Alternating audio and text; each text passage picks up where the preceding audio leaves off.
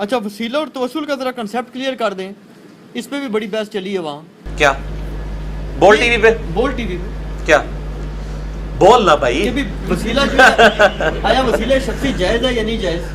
اچھا اچھا میں نہیں لوں گا, جزاک اللہ. میں نہیں وہ انڈا والی چیز نہیں میں کھاتا, کیونکہ آپ تو وسیلے کی کئی قسموں کو مانتے ہیں نا. میں نے وسیلہ اور توسل پہ میرے بھائی 3 گھنٹے کی گفتگو کی. اچھا اس میں گزارش کر دوں, پہلے سوال کلیئر ہو جائے. اہل حدیث کی عوام بلکہ دیوبند کی جو عوام الناس ہے نا, بالکل سادی عوام, وہ تو سمجھ لیں, وہ کہتے ہیں جی یہ دیکھو جی بت پرستوں میں ان میں کیا فرق ہے, وہ بتوں کا وسیلہ کرتے ہیں, یہ اولیاء کا کرتے ہیں. آپ جو ہے آپ بیچ میں درمیان میں ایک عجیب سچویشن پیدا کر دیتے ہیں. آپ کہتے ہیں جی مانتے بھی ہیں لیکن مطلب کچھ کا انکار بھی کرتے ہیں. یا تو بندہ شیعہ یا بریلوی ٹائپ ہو جائے. یار یہ قرآن و حدیث میں کہاں لکھا ہے کہ آپ نے بریلوی دیوبندی اہل حدیث شیعہ ہی خود ضرور ہونا ہے؟ بریلوی اور دیوبندی انڈیا کے 2 شہروں کے نام ہیں. 1867 میں 1867 میں دیوبند مدرسہ بنا ہے, دارالعلوم دیوبند, اور 1800 کہیں جا کے 96 کے قریب بنا ہے منظور الاسلام بریلی. جو بن رہی انگریزوں کے دور کے اندر مدرسے ہیں, ان کے ناموں کے اوپر فرقے بن گئے ہیں, ان کے اندر شامل ہونا ہمارا کہاں سے مطلب ہمارے پر واجب قرار دے دیا گیا. ہم امت کا حصہ ہیں, امت میں نمازیں پڑھتے ہیں, بریلوی دیوبندی اہل حدیث شیعہ صاحب کے پیچھے نمازیں پڑھتے ہیں, ساروں کو مسلمان سمجھتے ہیں.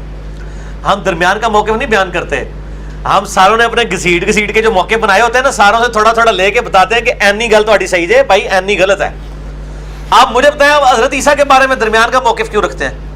آپ حضرت عیسیٰ کو اللہ کا بیٹا کیوں مانتے ہیں؟ نہیں مانتے, درمیان کا موقف ہے نا. قرآن کلیئر ہے نا. نہیں, آپ پیغمبر مان رہے ہیں ان کو, جی اتنی عظمت میں بھی مان رہے ہیں, بیٹا نہیں مان رہے.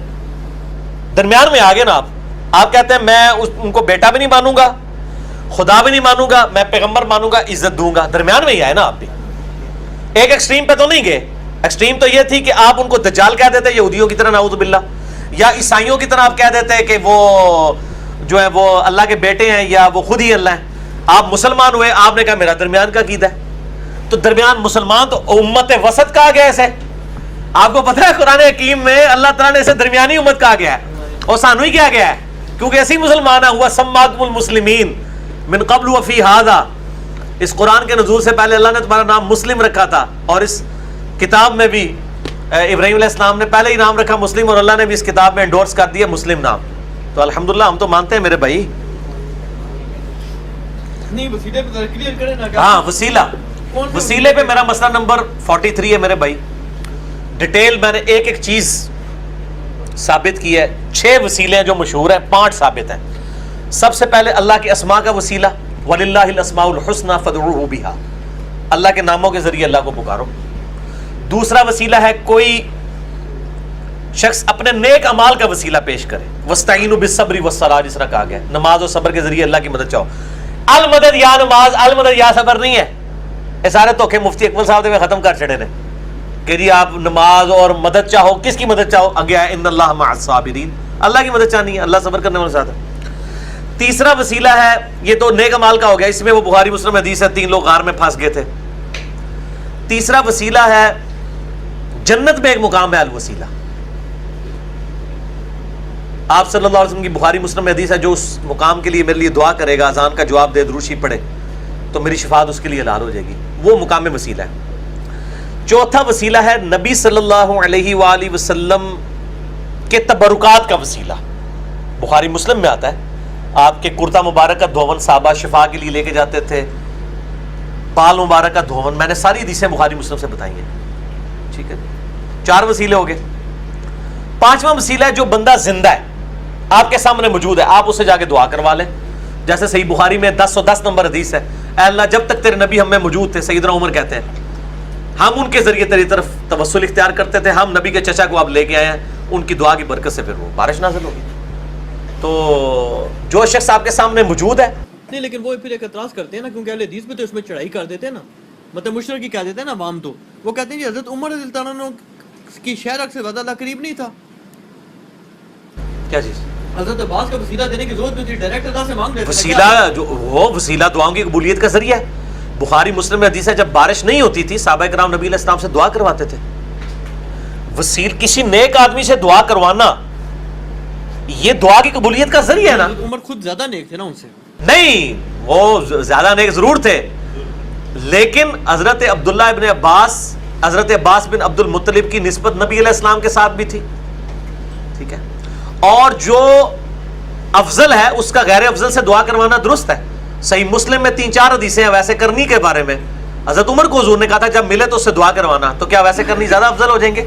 یہ تو نبی علیہ السلام نے ایک طریقہ بتایا ہے کہ کوئی افضل شخص یہ نہ سمجھے کہ وہ دوسرے سے دعا نہیں کروا سکتا، کروا سکتے ہیں، دعا کی قبولیت کا ذریعہ.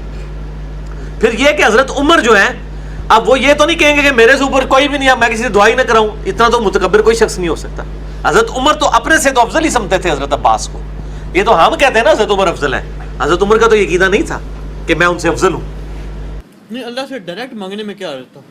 ڈائریکٹ مان سکتے ہیں، اس میں کوئی حرج نہیں ہے، لیکن وسیلے سے توسل سے دعائیں قبول ہوتی ہیں، اس لیے دعا میں وسیلہ اختیار کیا جاتا ہے. یہ آپ صلی اللہ علیہ وسلم نے تعلیم فرمایا ہے. نیک آدمی سے دعا کروائیں، ظاہر ہے اس کی دعا قبول ہوگی. نیک آدمی ہو لیکن وہ جو اپنی پرستش کروا رہا ہے، جو آپ سے نذرانے بٹور رہا ہے، نہ آپ کی عزت کا لحاظ کر رہا ہے، نہ آپ کے مال کا لحاظ کر رہا ہے، جب موقع ملتا ہے بچیاں بھی بکا کے لے جاتا ہے مریدوں کی، اور وہ مال بھی بٹور کے لے جاتا ہے، اس کی بات نہیں ہو رہی، اللہ کے نیک بندوں کی بات ہو رہی ہے. چلیے بھائی، قبر پہ اذان دینا اور تلقین کرنا، یہ تلقین تو تھوڑا واضح کر دیں، یہ کیا سسٹم ہے؟ یہ تلقین والا کیا چکر ہے؟ یہ شیعہ بھی کرتے ہیں. ہاں، شیعہ بھی کرتے ہیں، بریلوی بھی کرتے ہیں. وہ ڈاکٹر طاہر القادری صاحب کی ایک ویڈیو چڑھی ہوئی ہے، پڑھ بیٹا تنویر، بیٹا پڑھ، تنویر بیٹا پڑھ، کہتے پیچھے ہو جاؤ فرشتے آنے والے ہیں ابھی. یار کو ویڈیو لگائی ہوئی ہے کسی نے. ایک طرف یہ خود کہتے ہیں کہ جب مردے کو دفنا کے جاتے ہیں، بخاری میں حدیث ہے، تو وہ قدموں کی چاپ سنتا ہے، اس کے بعد فرشتے آتے ہیں. قبر پہ جب تک ایک بندہ بھی موجود ہے فرشتے تو نہیں آتے اس وقت تک، یہ ہمیں بتاتے ہیں خود. پھر طاہر القادری صاحب کے وہاں کھڑے ہوئے فرشتے کیسے آگے؟ ویسے لیے اس قسم کی جو حدیث ہیں یہ بڑی عجیب سی حدیث نہیں ہے؟ نہیں، کوئی اب حدیث ایک بندہ قیامت تک وہاں کھڑا رہے، اس کو عذاب ہی نہیں. نہیں یہ کہتے ہیں، ہم نہیں کہتے ہیں، میں نے بار بار کہہ رہا ہوں یہ کہتے نہیں، ہیں. لیکن آپ کہہ رہے ہیں حدیث تو ہے نا. وہ حدیث شریف میں اس طرح نہیں ہے. حدیث شریف میں یہ ہے کہ جب مردے کو دفنا کے جاتے ہیں لوگ، وہ جانے والوں کے قدموں کی آہٹ سنتا ہے. جی وہ تو ہے. ٹھیک ہے نا جی. اب ظاہر ہے سارے تو قبر پہ نہیں کھڑے رہیں گے، کچھ شاید تھوڑی دیر کے لیے کھڑے رہیں. کتنی دیر کو کھڑا رہے گا؟ قیامت تک تو کھڑا ہی نہیں رہ سکتا. صحیح بخاری میں آتا ہے، وہ ہے معلق روایت ہے کہ حضرت حسن کی بیوی نے، حضرت حسن کی بیٹے کی بیوی نے 1 سال تک خیمہ لگائی رکھا تھا. ٹھیک ہے نا جی. وہ پیش کرتے ہیں، حالانکہ اس کے آگے الفاظ مفتی احمد نعیمی صاحب نہیں لکھتے ہیں کہ کسی نے پھر آواز دی کہ لب گیا جنہوں لبن آئے سوئے تھے، جس کو ڈھونڈنے آئی تھی مل گیا، مایوسی ہو کے جا رہی ہے نا، جو قبر میں گیا وہ باہر تو نہیں نکلتا. یہ اگلے الفاظ ہی نقل کیے، اور وہ کہتے ہیں نہیں قبر پہ خیمہ لگایا تھا تو لہٰذا مزار بنانا ثابت ہو گیا. چھڑو اللہ مار دینے. آپ کوئی بھی بات ان کی نکالیں نا، کبھی پوری صحیح نہیں نکلتی. اچھا وہ اذان والا مسئلہ، تلقین کا جو مسئلہ ہے نا، صحیح مسلم میں حدیث ہے. عبداللہ بن عمر بن عاص کی، حضرت عمر بن عاص کی موت کا وقت جب قریب آیا، بڑی لمبی حدیث ہے، میں نے کربلا والے ریسرچ پیپر پہ بھی لکھی ہے. کربلا پاس ہے نا ٹور پہ ہی ہو.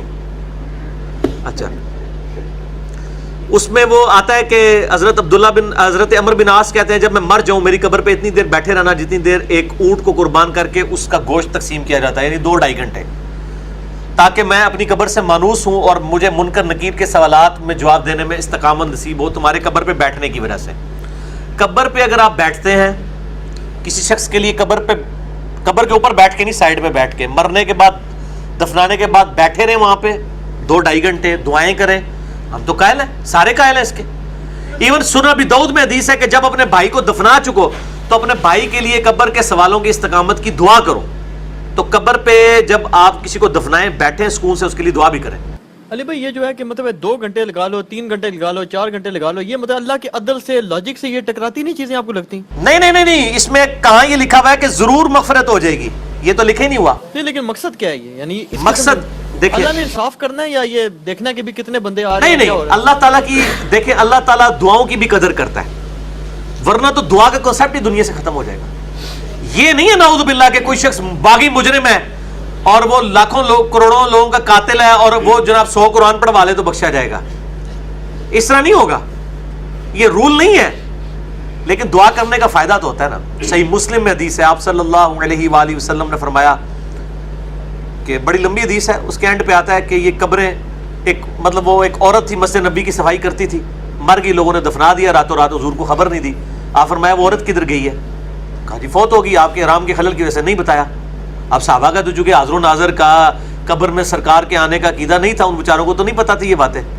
اور حضور صلی اللہ علیہ وسلم نے فرمایا کہ بھی مجھے تو نے کیوں نہیں بتایا, مجھے بتاؤ اس کی قبر کدھر ہے. صحابہ نے قبر بتائی, وہاں جا کے آپ نے قبر پہ دوبارہ جنازہ پڑھا اور پھر فرمایا کہ میری نماز جنازہ پڑھنے کی برکت سے ان قبروں کو جو تاریک میں ڈوبی ہوئی تھی, تاریکی میں, نور سے بھر دیا گیا. بعض اوقات کسی نیک بندے کی دعا اللہ تعالیٰ سفارش کے طور پہ قبول کر لیتا ہے. فیصلہ اللہ نہیں کرنا ہے, دوست کوئی نہیں ہے.